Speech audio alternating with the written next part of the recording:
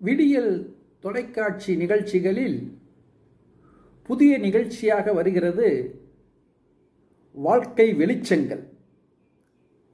வாழ்க்கை வெளிச்சங்கள் என்ற இந்த தொடரின் முதல் வெளிச்சத்தை பார்க்க வருகிறார் திரு சுபாஷ் சந்திரன் அவர்கள். சுபாஷ் டிவி என்ற டிவியை நடத்தி கொண்டு ஊக்குவிப்பு பேச்சாளராக வலம் வந்து கொண்டிருக்கக்கூடிய திரு சுபாஷ் சந்திரன் அவர்கள் இதோ உங்களுக்காக ஒரு பட்டிமன்ற வடிவில் ஒரு வெளிச்சத்தை பாய்ச்ச வருகின்றார். உறுப்பு தானம் செய்யலாமா என்ற கேள்விக்கு விடை தருகின்றார். அவருடைய இந்த அருமையான வீடியோவை பாருங்கள், ரசியுங்கள், பயனடையுங்கள். அவருடைய இது போன்ற வீடியோக்களை தொடர்ந்து பார்க்க விரும்பினால் அவரின் டிவியின் இணைப்பு முகவரி யூடியூப் சேனலில் வழங்கப்படுகிறது. பார்த்து அவரை தொடர்பு கொள்ளுங்கள். வணக்கம். வாழ்க வளமுடன், வாழ்க வையகம். இன்றைய தலைப்பு உறுப்பு தானம் பண்ணணுமா பண்ணக்கூடாதா, செய்யணுமா செய்யக்கூடாதா அப்படின்ற தலைப்புங்க. உறுப்பு தானம் பண்ணுறது தான் பெரிய தானம், மாபெரும் தானம், செஞ்சு தான் ஆகணும் அப்படின்னு சொல்லி தன்னுடைய வாதத்தை வைக்கிறதுக்கு சந்திரன் நிறையா ஆராய்ச்சி பண்ணி, ஸ்டடி பண்ணி, டாக்குமெண்ட்லாம் பண்ணி, டேட்டாவோட பேச போகிறாரு. உறுப்பு தானம் ரொம்ப மகத்துவமான விஷயம் சொல்லி, இந்த பக்கம் உறுப்பு தானம் பண்ணக்கூடாது, அது எதிரானது, அது சதியானது, அது நல்லதில்லை அப்படின்னு சொல்லி சுபாஷ் பேச போகிறாரு. இப்போ இந்த ரெண்டு பேரும் பேசுறது அது எனக்குள்ளே ஒரு பாதகத்தை சாதகத்தை ஒரு விஷயத்தை உருவாக்கின கதை, பெரிய கதை. அந்த கதை அப்புறம் சொல்கிறேன். இப்போ எனக்குள்ளேயே ஒரு போராட்டம் இருக்கும் இல்லையா? உறுப்பு தானம் பண்ணணும் பண்ணக்கூடாதா? ஒரு சுபாஷ் பண்ண சொன்னார், இன்னொரு சந்திரன் பண்ணக்கூடாதுன்னு சொல்கிறாரு. ஒரு சந்திரன் பண்ணக்கூடாதுன்னு சொல்கிறாரு, இன்னொரு சந்திரன் பண்ண சொல்கிறாரு. இது மாதிரி போராட்டத்தின் விளைவு தான் இந்த பட்டிமன்றம். பட்டிமன்றத்தை கேளுங்க, பாருங்க. ஒவ்வொருத்தரும் அவங்களுடைய கதைகளை சொல்லட்டும், விமர்சனத்தை வைக்கட்டும், கேட்போம். எது சரியோ அதை எடுத்துக்கிடுவோம். ஓகேங்க.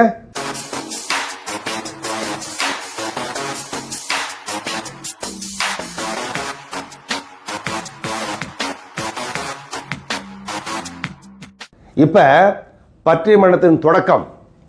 உறுப்பு தானம் பண்ணக்கூடாது, பண்ணுவது சரியில்லை, தர்மம் இல்லை, நியாயம் இல்லைன்னு நிறைய அடுக்குமொழியோட பேசுறதுக்கு வர்றாரு சுபாஷ்.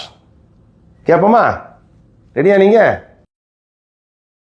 வணக்கம் ஐயா. வணக்கம். உடல் உறுப்பு தானம் பண்ணக்கூடாது, அப்படி பண்ணுனா அது உகந்தது இல்லை, பண்ண மாட்டேன், இதை பற்றி நான் பேச போறேங்க. வாய்ப்பு கொடுத்ததுக்கு நன்றி. இப்போ உடல் உறுப்பு தானம் என்னையை பொறுத்த வரைக்கும், என்னுடைய ஆலோசனையை பொறுத்த வரைக்கும் செய்யக்கூடாதுன்னு சொல்கிறேன். எப்படி? ஒன்றுங்க, இந்த உடம்பு கொடுத்தது கடவுள். அவர் கொடுத்த உடம்புல இருக்க எல்லா உடல் உறுப்பையும் இந்த உடலோட சேர்ந்து திருப்பி கொடுக்கணுங்க அவருக்கு. அதுதான் மரியாதை. நீங்கள் எனக்கு கிஃப்ட் கொடுக்குறீங்க, அந்த கிஃப்டை கார்டு நல்ல கிஃப்ட்டை திருப்பி கொடுப்பேனா அப்படியே கொடுப்பேனா? சேர்த்து போட்டு கொடுப்பேன். மொய் 100 ரூபா வச்சிங்க, நான் 100 ரூபா வைப்பேனா 150 ரூபா வைப்பேன் வட்டி போட்டு. அது மாதிரி இந்த உடம்பை கடவுளுக்கு கொடுத்த மாதிரி இன்னும் நல்ல முறையில் திருப்பி கொடுக்கணும். அதனால் உடல் உறுப்பு தானம் பண்ணுறது தவறு. ஏன்னா கடவுள் கொடுத்ததை நான் திருப்பி கொடுக்கின்றதை மாற்றி சொல்லக்கூடாது. ரெண்டாவது, ஜோசியக்காரன் என்ன சொல்கிறேன், நீ இந்த பிறவியில் உனக்கு கடவுள் கொடுத்ததை நீ தானம் பண்ணேனா தானம் பண்ண பின்னால் அடுத்த பிறவியில் நீ இது இல்லாமல் பிறப்பேங்கிறான். ரொம்ப ஸ்ட்ராங் பாயிண்ட் இல்லையா? நான் ஜாதகத்தை நம்புகிறவன், ஜோசியத்தை நம்புகிறவன். அப்போ நான் ஏதாவது ஒன்று கொடுத்தேன்னு வச்சுங்களேன், அடுத்த பிறவி இல்லாமல் பிறக்கும் போது வேறு கஷ்டம் இல்லையா? அதனால கொடுக்கக்கூடாது. இப்போ கேட்பீங்க, மதம் ஜாதி குலம் எங்கேயுமே சொல்லலையேன்னு சொல்லுவீங்க. கொடுக்க சொல்லியிருக்கானா? அதை பார்க்கலாம்ல. கொடுக்க வேணாம்னு சொல்லலை, கொடுக்க சொன்னானா? அதனால நான் கொடுக்க மாட்டேன். கடைசியா செத்த பின்னால என் பாடியை புதைக்கல இருப்பாங்களா, போய் கட் பண்ணதில் இருப்பாங்களா? லிவரை கட் பண்ணு, கிட்னியை கட் பண்ணு, என்னையா சொல்லிட்டு இருக்கீங்க? அவங்க ஒப்பாரி இருப்பாங்க, இருந்தாலும் போயிட்டாருன்னு சொல்லி இப்போ பாடி ஹாஸ்பிட்டல் தூக்கி போய் கட் பண்ணி திருப்பி கொண்டு வந்து கண்ணு எடுத்தால் கண்ணில் பஞ்சம் வச்சு, இந்த அக்கிரமம் என்னங்க ஒத்துக்கிற முடியாது. அதனால் யார் என்ன சொல்லட்டும், நீ மூட நம்பிக்கைன்னு சொல்லுங்கள், அதுன்னு சொல்லுங்கள், நான் கொடுக்க மாட்டேங்க அப்படின்னு என்னுடைய தீர்மானம். என் பிள்ளைகளும் சொல்லியிருக்கேன். ஆனால் பிள்ளை கேட்க மாட்டேறாங்க, ஏன் தெரில. அது அப்புறம் பார்ப்போம். இப்போ இந்த பட்டிமன்றத்தில் என்னுடைய அபிப்பிராயத்தில் நான் கடவுள் நம்பிக்கையுள்ளவன், மத நம்பிக்கையுள்ளவன், ஜாதி நம்பிக்கையுள்ளவன், ஜோசிய நம்பிக்கையுள்ளவனுக்கு இந்த தானத்தை பற்றி பெருசாக இல்லை. அதனால் உடல் உறுப்பு தானம் பண்ணுறது நல்லதில்லை, நல்லதில்லை, நல்லதில்லைன்னு சொல்லி என்னுடைய கருத்துக்கு மதிப்பு கொடுத்து நல்ல தீர்ப்புனா நியாயமான தீர்ப்பு நீங்கள் வழங்கணும். அது பொதுமக்களுக்கு தெரியணும். என்னங்க? வணக்கம். கேட்டீங்க, உறுப்பு தானம் பண்ணக்கூடாது அப்படின்னு சொல்லி சுபாஷ் பேசினார், டேட்டா கொடுத்தாரு, நல்லா கேட்டிருப்பீங்க. உங்கள் மைண்ட் கூட தோணும், உறுப்பு தானம் பண்ண வேண்டாம், அவர் சொல்கிறது சரியாக தானே இருக்குது அப்படின்னு சொல்லி மைண்ட் சொல்லும். கேட்டீங்களே? இப்போ இந்த பக்கம் வாங்க. சந்திரன் சொல்ல போறாரு, உறுப்பு தானம் செய்வதுதான் தர்மம், அதுதான் பிறவி பயன் அப்படின்னு சொல்லி தன்னுடைய மனசில் இருக்கிற கருத்துக்களை வெளி சொல்றதுக்கு வர்றாரு. அவரையும் கேட்போம். ஐயா வணக்கம். வாழ்க்கையில் எனக்கு கிடைச்ச மாபெரும் பொக்கிஷமான வாய்ப்பு. இன்றைய தலைப்பில் உடல் உறுப்பும் உடலும் தானம் பண்ணுறதுதான் தர்மம், நியாயம், அதெல்லாம் தாண்டி பெரிய மனிதாபிமானம் அப்படின்றத பற்றி பேச வந்திருக்கேன். பேசுறதுக்கு முன்னால் ஒரு சிறிய ரொம்ப நுணுக்கமான சிம்பிளான ஆலோசனை என்னன்னா, மனிதனிலிருந்து வேறுபட்டு விலங்காக இருக்க போகிறோமா, விலங்கிலிருந்து வேறுபட்டு மனிதனாக இருந்து மனித நேயம் அடைய போகிறோமா அப்படின்றத வித்தியாசங்க. ஏன்னா எவால்விங் மனித இனமே விலங்கிலிருந்து மாறுபட்டு வளர்ந்து வளர்ந்து வளர்ந்து வளர்ந்து வளர்ந்து அந்த காலத்தில் அக்கா தங்கச்சியை கூட கல்யாணம் பண்ணுற ஒரு சமுதாயம் இருந்திருக்குது. மெல்ல மெல்ல மனிதனுடைய மூளை வளர வளர மாற்றங்களை கொண்டு வந்துக்கிட்டு இருக்கேன். இல்லை, உறவில் கூட கல்யாணம் பண்ணக்கூடாது, சொந்தக்காரங்களும் கல்யாணம் பண்ணக்கூடாது. ஏன்னா அறிவு வளர, ஞானம் வளர, சயின்ஸ் வளர வளர அவனுடைய மனசில் புதிய கருத்துக்கள் தோன்றி நம்ம இந்த சமுதாயத்தில் பிறந்து வளர்ந்து வாழ்கிறோம்னா எல்லாருடைய அனுகிரகமும் அவங்களுடைய சப்போர்ட்டும் அவங்களோட உதவி இருக்கிறனால தான் நான் நல்லா இருக்கிறேன். தனி மனிதன் வாழ முடியாது, தனித்தனியாக வாழலாம், தனி மனிதன் தனியாக வாழ முடியாது. அண்டி பிழைக்கிற ஒரு கூட்டம். அப்படி இருக்கும்போது நான் இருக்கிற இந்த சமுதாயத்தில் நான் பெற்ற இன்பத்தை திருப்பி கொடுக்கறது தான் தர்மம், மரியாதைன்றத சத்தியம். தம்பி சொன்னார், ஜாதகம், ஜோதிடம், மதம், குலம் என்னன்னு சொல்கிறாரு. எங்கேயாவது சொல்லியிருக்கான தானம் பண்ணக்கூடாதுன்னு சொல்லி? தம்பி எங்கேயா பார்த்துருக்கீங்களா? என்ன சொல்கிறாரு? சட்டையை கொடுப்பா, சாப்பாடை கொடு, துணியை கொடு, மணியை கொடு, ஆனால் உடல் உறப்பை கொடுக்காதுன்னு சொல்லி கடவுள் சொன்னாராம். நான் கடவுளை பார்க்கலைங்க. அப்போ கடவுள் நம்பிக்கை இல்லையா? எனக்கு கடவுள் நம்பிக்கை காட்டணும் அதே நம்பிக்கை இந்த சக்தி மேலே இருக்குது. இந்த பிரபஞ்ச சக்தி ஒரு கடவுள் தான். கடவுள்னு சொல்லாமல் அதெல்லாம் தான் சக்தியை நம்புகிறேன் நான். ஏன்னா அது இல்லாமல் நான் இல்லைன்னு தெரியும். ஆனால் அது எங்கே சொல்லுச்சுன்னு சொல்லுங்க அவரை. கடவுள் கூப்பிட்டு சொன்னார் அவர், வாப்பா நீ கண்ணு கொடுத்தேன் கண் தர மாட்டேன், நான் கொடுத்த திருப்பி கொடுன்னு கடவுள் சொன்னாரா? நீங்கள் சொன்னேன் அவரு கேட்டிருக்கீங்களா எங்கேயாவது? இவர் சொன்னாரா வந்து கடவுள் வந்து நேராக ஃபோனில் சொன்னாரா மொபைலில் சொன்ன எப்படி சொன்னீங்க சொல்கிறீங்களா? ஐயா கொஞ்சம் கவனிங்க அதை பாயிண்ட்டை. கடவுள் சொன்னான்னு சொல்கிறாரு. மதம் எங்கே சொல்லிச்சுங்க? எங்கேயாவது சொல்லியிருக்கா மதம் தானம் பண்ணக்கூடாதுன்னு சொல்லி? உடல் துறுப்பு தானம் பண்ணக்கூடாதுன்னு சொல்லியிருக்கா? இல்லையே. என்ன தம்பி சத்தத்தை காணா, தலை கீழே போட்டுக்கிட்டீங்க? அதெல்லாம் விடுங்க. ஜோதிஷமா எத்தனை ஜோதிஷம் பார்த்து கல்யாணம் பண்ணவெல்லாம் ரோட்டில் நிற்கிறாங்க இன்னைக்கு. அப்போ ஜோதிடம் தப்புன்னு சொல்கிறேன். உங்கள் நம்பிக்கை வச்சுக்கோங்க. நம்ம ஜோதிடம் ஒரே ஜோதிடங்க, இயற்கை ஜோதிடம். அவர் ஜோதிஷத்தை நம்பி இது மாதிரி உறுப்பு தானம் பண்ண அடுத்த பிறவியில் அதுக்கு அடுத்த பிறவியில் இந்த பிறவியே இருக்கான்னு தெரியாது, எப்போ போகிறோம் தெரியாது, அடுத்த பிறவி இருக்கலாம் இல்லாமல் போகலாம். இந்த பிறவியில் செய்ய வேண்டிய விஷயத்தை செய்யாமல் அடுத்த பிறவி செய்ய போகிறீங்களா நீங்கள்? தம்பி என்னை பாருங்களேன் கொஞ்சம். சரி, இதெல்லாம் ஒரு பக்கம் அவருக்கு பதில் சொல்கிறதுக்காக சொல்கிறேனுங்க. அதாவது நம்ம மூட நம்பிக்கையிலிருந்து வெளியே வராமல் இந்த பார்வை அணுகுமுறை விஜயம் பெறதுக்கு வாய்ப்பே இல்லை. என்ன மூட நம்பிக்கை? இதே மூட நம்பிக்கை. இன்னொரு பிறவி இருக்குது சொல்ல முடியாது, இருக்கலாம். ஆனால் நீ தானம் பண்ணி என்ன சொல்கிறாரு, தானம் பண்ணேன்னா அடுத்த பிறகு வராதுன்றதுக்கு ஏதாவது டாக்குமெண்ட் இருக்கா? இல்லை. அப்போ பணக்காரன் தானம் பண்ணானா பிச்சைக்காரன் பிறப்பானவன்? டாக்குமெண்ட் இருக்கா? இல்லை. அவன் தானம் பண்ணுறாவன். ஏன்னா நம்ம விலங்கிலிருந்து மாறுபட்டுருக்கோம். நமக்கு இந்த சமுதாயம் கொடுத்தது திருப்பி கொடுக்கணுங்க. நீங்கள் கெஸ்ட்டுங்க. இன்னைக்கு பிள்ளைய கூட பாருங்க பிறந்த நாளைக்கு ரிட்டர்ன் கிஃப்ட் கொடுக்குறாங்க இல்லையா? உண்மையாக பொய்யா? அதே மாதிரி நீங்கள் ரிட்டர்ன் கிஃப்ட்டு இருக்கும்போது கொடுக்க முடியாது. காரணம் 1000 இருக்கலாம். கல்யாணம், காட்சி, சொந்தம், பந்தம், அம்மா, அப்பா, மச்சான், மாமன் என்னமோ இருக்கலாம். இறந்த பிறகு வாழ்த்து காமியே எத்தனை கதைகள்ங்க. தன்னுடைய மகன் இறந்த உடனே அவருடைய இருதயத்தை கொடுத்து அவனை காப்பாற்றுறதுக்கு பின்னால் மகளை பார்க்குறதுக்கு 2000 கிலோமீட்டர் போகிறார் ஆள். போய் மகளோட இருதய துடிப்பை அந்த மனுஷனை பார்த்தாருங்க. பார்த்த கண்ணில் தண்ணி வந்துடும். எத்தனை 1000 ஆளுங்க டொனேஷன் பண்ணிகிட்டு இருக்காங்க. ஏன்? இது கிடைக்காதனால. அமேசானில் கிடைச்சா வாங்கிட மாட்டோமா? ஃபோன் பண்ணி ஆன்லைனில் வாங்கிடுவோம்ல. கிடைக்காதுங்க. நீங்கள் ஒன்று தான் நீங்கள் கொடுக்க முடியும், நான் தான் கொடுக்க முடியும். அப்படி இருக்கும்போது அதுக்கு கொடுக்காததுக்கு மதம் சொல்லாத மதத்தை கெட்ட பேர் கொண்டு வரலாமா? ஏயா உனக்கு கொடுக்கலன்னு பேசாமறியா? ஜோதிஷத்தை கெட்ட பேர் கொண்டு வந்துட்டியப்ப ஜோதிஷம் சொல்லி சொல்கிற நீ. மதம் சொல்லி மதத்துக்கு கெட்ட பேர் கொண்டு வந்துட்ட. ஏன் அது வக்கரம் பண்ணுற நீ?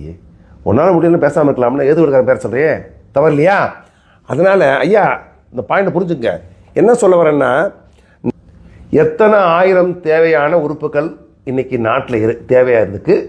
இது இல்லாதனால எத்தனை பேர் இறந்து போய்கிட்டு இருக்காங்க. அவன் இறந்து போனதுக்கு இருக்கிறவங்க கூட காரணமா இல்லையா? உண்மையா பொய்யா? அதனால் இந்த டீட்டெயிலை பார்த்த பின்னாலாவது கண்விழி தரங்க, ஞானம் பிறக்கட்டும். அதே ஞானங்க. ஞானம்ன்றது பஜனை பாடிக்கிட்டு கோயிலில் போய் சாமியை கும்பிட்டு அவர் ஏதோ வேறு பாஷையில் சொல்லுவார், அதை புரியாமல் பிரசாதத்தை வாங்கிட்டு நவனவன் பாட்டு அடிச்சு வர கிடையாதுங்க. தேவையில்லாதை விடுவதும் தேவையில் எடுத்துக்கிறதே ஞானம். இங்கே என்னது? உங்களுக்கு எது தேவையில் விட்டுருங்க, தேவையில் எடுத்துக்கங்க. என்ன தேவை? சமுதாயத்துக்கு திருப்பி கொடுக்குற ஒரு பெரிய தேவை. ஒவ்வொரு தனி மனிதனுடைய என்னது மனக்கட்டுப்பாடும் உடல் கட்டுப்பாடும் உள்ள கட்டுப்பாடும் இந்த சமுதாயத்துக்கு தேவையான விஷயம். அதை கொடுக்கறதுக்கு ரெடி ஆகலைன்னு சொன்னால் அப்புறம் என்ன வாழ்க்கை? சரி, இப்போ உலக அளவில் எல்லாரும் எல்லா விஷயங்கள் சொல்கிறது என்னென்னா, நம்மளால் எதை முடியும் கொடுக்கணும் அப்படின்னும் போது இங்கே என்ன சொல்கிறோம்? நம்ம கொடுக்கறது கிடைக்கிறத, அது பெரிய விஷயம் கிடையாது. கிடைக்காதது கொடுக்கணும் இல்லையா? உங்களாலேயோ என்னாலேயோ யாராலையும் உருவாக்க முடியாதது kidney, liver, pancreas, heart, lungs, brain. அப்பா இது அற்புதமான படைப்பு, கிடைக்காதது. அதை நீங்கள் கொடுக்குறேன்னு சொன்னால் அதே மாபெரும் தானம். அதை கொடுத்து சமுதாயத்தில் ஒரு புதிய விழிப்புணர்வை விலங்குலேருந்து மாறுபட்ட மனுஷன் காமிக்கிறதுக்கு மாத்திரம் இல்லாமல் முன்னுதாரணமாக இருந்து வழி காமிக்கலாம்ல, சொல்லுங்களேன். அதனால் உடல் தானம் உறுப்பு தானம் செய்வது தான் எல்லா தானத்திலும் மாபெரும் தானம் சொல்லி இன்றைய சூழ்நிலையில் மனிதன் மாறுபடணும், வித்தியாசமாக இருக்கணும், வித்தியாசமாக பார்க்கணும். மதம், குலம், கோத்திரம், ஜாதி இதெல்லாம் சொல்லாமல் அதன் பேரில் முகமுடியை போடாமல் நீங்கள் வெளியே வந்து என்னோடு உள்ள நண்பர்களும் என்னோடு உள்ள சகஜீவிகளும் நான் பெற்ற இன்பம் பெருக வைங்க மாதிரி எல்லாரும் நலன் வாழ நம்மளால் முடிஞ்ச மாபெரும் உதவி இதுவாக இருக்குன்னு சொல்லிட்டு, ஐயா டேட்டா சொல்லிட்டு காமிச்சிட்டேன், யார் என்ன பண்ணாதையும் காமிச்சிட்டேன், தம்பி சொல்கிறதுக்கு பதில் சொல்லிட்டேன். தீர்ப்பு எது கொடுத்தாலும் நீங்கள் எப்படி சொன்னாலும் என்னையை பொறுத்த வரைக்கும் நான் ஆழமாக சொல்கிறேன், உறுதியாக சொல்கிறேன், இந்த நிமிஷத்துன்னு சொல்கிறேன், இந்த பேசிகிட்டு இருக்க நான் கூட தானம் பண்ணியிருக்கேன் தெரியுமா உங்களுக்கு. அதனால் தானம் பண்ணுவது தான் தர்மம் சொல்லி நல்ல ஒரு தீர்ப்பை வழங்கும் சொல்லி வேண்டிக்கிட்டு, இதை பார்க்குற எல்லாருக்குமே இன்னைக்கு இருந்து ஏதாவது முடிவெடுக்கணும்ல, ஒரு முடிவு எடுக்கணும். எஸ், நான் இறந்த பின்னாலேயோ அல்லது இருக்கும்போதோ ஏதாவது தானம் பண்ணுறேன், அதில் பெரிய தானம் உடல் தானம், உள்ள தானம், உறுப்பு தானம், ஏதாவது தானம் சொல்லி தானத்தோட வழியில் போங்க. Charity begins at home. சேரிட்டின்றது தானம்ன்றது வாழ்க்கையில் பாகம் எல்லாமே அதே வாழ்க்கையாக மாறணும் வேண்டிக்கிட்டு, ரெண்டு பக்கமும் பேசுனாங்க. ரெண்டு விதமான கருத்துக்களை கேட்டிருப்பீங்க. இந்த கருத்துக்கள்ல இருந்து நான் எடுத்துக்கிட்டது, நான் எப்படி தீர்மானத்துக்கு வந்திருப்பேன் அப்படின்றத சொல்கிறேன். முதல்ல என்ன சொல்கிறேன்னா, நான் ஒரு ரேடிக்கலாக வித்தியாசமாக பார்க்குற அணுகுமுறையில் ஒரு ஆளுங்க. அது என்னுடைய ஜீனில் வந்திருக்கலாம், வளர்ப்பில் வந்திருக்கலாம். தவறாக சரியாக எனக்கு தெரியாது. புதுமைன்னு இல்லை, ஒரு வித்தியாசமாக செய்யணும்னு ஆசை எப்பயுமே இருக்கும். அப்போ நான் சந்தித்த ஆள்கள்லாம் இது மாதிரி தானம், தர்மம், சத்தியம், நேர்மை இதுல வளர்ந்தவங்களாக இருக்கலாங்க. அவங்க சொன்னதுனாலையோ, புஸ்தகங்களை படித்ததுனாலையோ, கோட்பாடுகள் தெரிஞ்சுக்கிட்டதுனாலையோ, உலகம் சுற்றுனதுனாலையோ எனக்கு இந்த ஞானம் மெல்ல மெல்ல மெல்ல ஒரு ஆலமரம் மாதிரி விரிவடைஞ்சா எப்படி இருக்கும் அப்படி ஆயிடுச்சுங்க. இந்த சந்தர்ப்பத்தில் நான் என்ன பண்ணேன், இந்த உடல் தானம் உறுப்பு தானத்தை பற்றி எங்கெல்லாம் பேச முடியும் பேசிக்கிட்டு இருந்தேன். அப்போ ஒருத்தர் சொல்கிறாரு, தம்பி பேசுகிறீங்க நல்லா தான் இருக்குது, அருமையாக பேசுகிறீங்க, அழகாக பேசுகிறீங்க, நீங்கள் என்னங்க பண்ணீங்கன்னு கேட்டார். அப்போ கன்னத்தில் அரைஞ்ச மாதிரி இல்லை, செருப்படுத்தி அரைஞ்ச மாதிரி இருந்துச்சு. ஸ்டேஜ் வந்து கீழே இறங்கி போய் உறுப்பு தானம் உடல் தானம் பண்ணுறதுக்கான டாக்குமெண்ட்லாம் பண்ணிவிட்டு, சுய விமர்சனம் பண்ணிவிட்டு, சொல்வதை செய் செய்வதை சொல் அப்படின்ற ஒரு பிளாட்ஃபார்மத்தில் நின்றுக்கிட்டு வேலை செய்ய ஆரம்பித்தேன். அது ஆரம்பம். இப்போ இது மாதிரி போய்கிட்டு இருக்குது. என்னுடைய மகனுடைய கல்யாணம் தீர்மானம் பண்ணுறாங்க. மகனுடைய கல்யாணத்தில் சொல்ல வேணாம், பெரிய ஆள் அவர் ஒரு வருமான வரி அதிகாரி, ஒரு பெரிய சிவில் சர்வெண்ட்டு.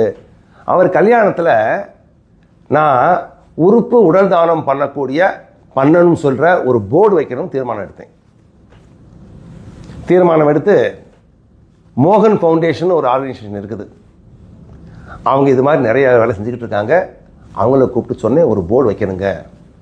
அவங்க கூட கொஞ்சம் பார்த்தாங்க. ஏன்னா இது வரைக்கும் உறுப்பு தானம் பண்ணுற மீட்டிங் நடந்திருக்குது, ஆனால் கல்யாணத்துலேயோ ஒரு நல்ல வைபவத்திலையோ ஒரு நல்ல நிகழ்வுகளையோ இது மாதிரி வச்சதில்லை அப்படின்றது அந்த அம்மா வயலில் இருக்குமோ எனக்கு தெரியலை. கொஞ்சம் திருச்சி பார்த்தாங்க. ஏன்னா உங்கள் வீட்டிலலாம் கேட்டுதையும் செய்கிறீங்களான்னு கேட்டாங்க. ஆமாங்கன்னு சொன்னேன். ஒன்றும் சொல்லலை. அம்மா போர்டு ரெடி பண்ணி வச்சுட்டு அன்னைக்கு சாயந்தரம் ஃபங்க்ஷன்.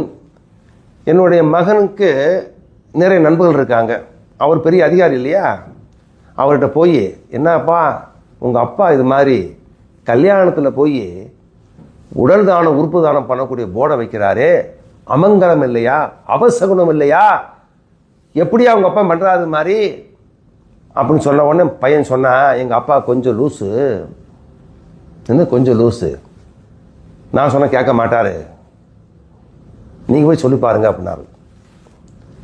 ஏன்னா அவர் வருமான வரி அதிகாரி, நிறையா படிச்சிருக்காரு, பெரிய ஆள். என்கிட்ட வந்தாங்க. வந்து மெல்ல, சார் என்னங்கய்யா ஒரு விஷயம் பேசணும்னு சொல்லி அப்படியே வந்தாங்க. சொல்லுங்க என்ன சீக்கிரம், வேலை நிறையா இருக்குண்ணே. இல்லைங்க, இது வந்து நல்ல சுபமுகூர்த்தம், கல்யாண விஷயம், இங்கே வந்து உடல் தானம் உறுப்பு தானத்தை பற்றி போர்டு வைக்கிற நல்லா இல்லை அப்படின்னு எங்கள் அபிப்பிராயம், இந்த போர்டு எடுத்துடலாம்ல அப்படின்னு சொல்லிட்டு இப்படி பார்த்தாங்க. நான் சொன்னேன், உங்கள் மகன் கல்யாணத்தை உங்களை வைக்க சொன்னால் நீங்கள் வைக்காமல் இருங்க, இது என் மகன் கல்யாணம், என்னுடைய பொறுப்பு, நான் இங்கே வைப்பேன், இதை யாரும் தடுக்க முடியாதுங்க, எனக்கு நல்ல காரியம் செய்யும்போது தடை பண்ணாதீங்க அப்படின்னு சொல்லிட்டு சொன்ன உடனே சாரி சார் அப்படின்ட்டு போய் மகன்கிட்ட சொன்னாங்க, தம்பி உங்கள் அப்பா கொஞ்சம் லூஸுன்னு சொன்னீங்கள, இல்லை ஃபுல் லூஸ் தான், மாற்ற முடியாது இருந்தால அப்படின்ட்டு போயிட்டாங்க. உறுப்பு தானம் போட வச்சங்க. என்னுடைய அபிப்பிராயத்தில் எங்கே பார்த்தேன்னு தெரில, நான் வச்சது முதல் முறையாக இருக்குன்னு நினைக்கிறேன். அதுக்காக சர்டிஃபிகேட் கேட்கல, அந்த தைரியம் எனக்கு இருக்குது, உடன்பாடு இருக்குது, என்னுடைய சமுதாயத்துக்கு எனக்கு திருப்பி கொடுக்கணும்னு ஆசை இருக்குது. அது நான் பண்ணேன், என் மகனை வச்சு பண்ண வச்சேன், அது மகனுடைய கல்யாணத்தில் வச்சேன். ஒரு 250 பேர் கைது போட்டாங்க. ஒரு ஆள் கூட இது ஏன் வச்சேன்னு கேட்கல, சந்தோஷப்பட்டாங்க, வித்தியாசம் பண்ணியிருக்காங்கன்னு சொல்லி. கொஞ்சம் அந்த பணத்தையும் கொடுத்தேன், இந்த மொய் வரும்னு சொல்லுவாங்களே அதையும் கொடுத்தேன். அங்கே தான் ஆரம்பங்க. அதுக்கப்புறமேலு எங்கே போனாலும் இதை பற்றி பேச ஆரம்பித்தேன். எல்லாருக்கும் சந்தோஷம். நான் சொன்னேன், பெரியார் பிறந்த மண்ணு யாது, நான் நாத்திகனும் ஆசிரியன் கிடையாது, ஏதோ சக்தி இருக்குன்னு நம்புகிறேன், ஆனால் மூட நம்பிக்கைக்கு 100% எதிரானவன் நான், இது மூட நம்பிக்கை நினச்சா அதுக்கு எதிராக செய்வேன் நான் அப்படின்னு சொல்லி பேச ஆரம்பித்தேன். எங்கே போனாலும் என்னுடைய பேச்சில் இந்த உறுப்பு தானம் உடல் தானத்தை பற்றி பேசுவேன். பேசும்போது நிறைய விஷயங்கள் வந்து திருச்சு மறிச்சு, அதாவது குண்டக்க மடங்குன்னு சொல்லுவீங்களே, இல்லாத இருக்கிற மாதிரி காமிச்ச ஒரு படிவத்தை பார்த்தேன். என்ன படிவம்? தர்மம் சொல்லுது, குலம் சொல்லுது, ரிலிஜியன் சொல்லுது, ஜாதி சொல்லுது, மதம் சொல்லுதுன்னு சொல்லி அது மாதிரி நல்ல காரியம் செய்ய விடாம தடுக்கிற ஒரு கூட்டம். தம்பி என்ன பேசுனீங்க சொல்லுமா, எவ்வளவு வேதனையுள்ள விஷயம்னா, கண் தானம் பண்ணுனா அடுத்த பிறவியில் கண்ணு வராது. எப்படி பேசுறீங்க நீங்க? எப்படி எனக்கு புரியலையே.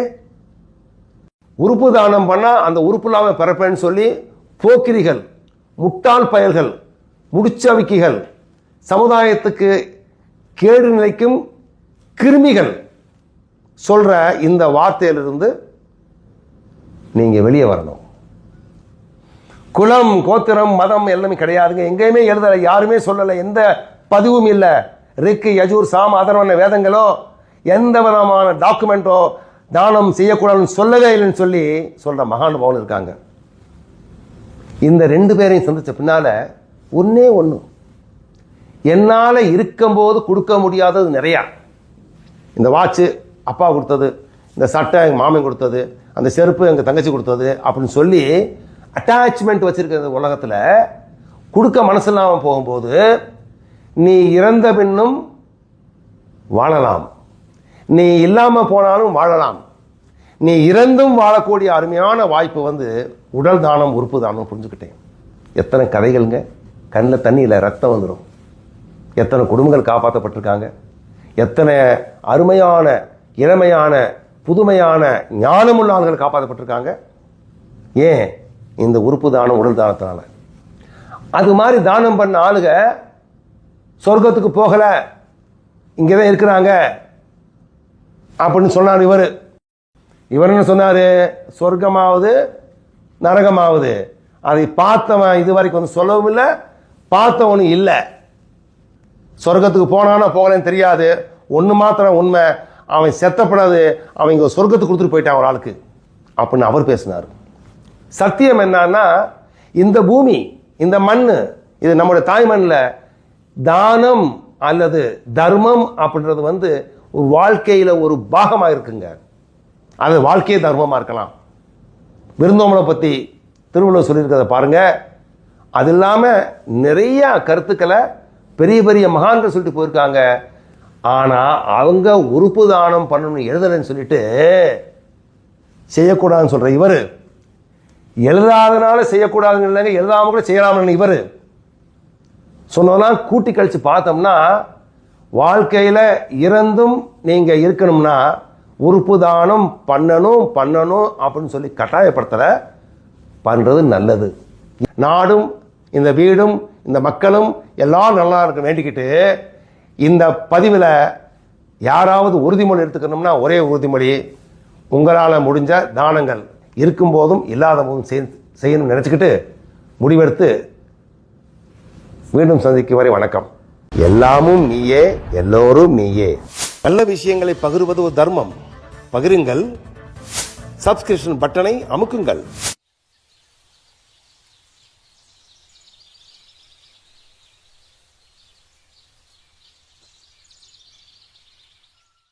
நமது விடியல் இணைய தொலைக்காட்சியின் இன்றைய நிகழ்ச்சிகள் இத்துடன் நிறைவடைகின்றன. மீண்டும் நாளை சந்திப்போம். அதுவரை வாழ்க வளமுடன், வாழிய வையகம் என்று வாழ்த்தி நன்றி கூறி விடைபெறுவது என்றும் அன்புடன் உங்கள் அன்பன் விடியல் குகன்.